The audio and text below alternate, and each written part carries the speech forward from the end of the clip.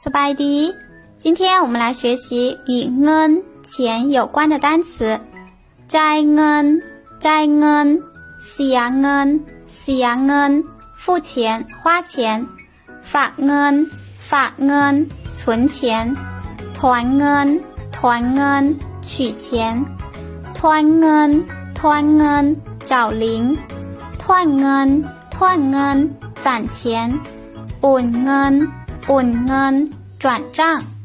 ยืมเงินยืมเงิน借钱คืนเงินคืนเงิน还钱เก็บเงินเก็บเงิน收钱หาเงินหาเงิน赚钱เปลี่ยนเงินเปลี่ยนเงิน换钱ฟอกเงินฟอกเงิน洗钱เงินสดเงินสด现金เงินน้อยเงินน้อยเงินย่อยเงินย่อย零钱เงินพกเงินพก零花钱เงินเดือนเงินเดือน月薪เงินตาเงินตา货币เงินปลอมเงินปลอม假币เงินฝากเงินฝาก存款เงินมัดจำเงินมัดจำ押金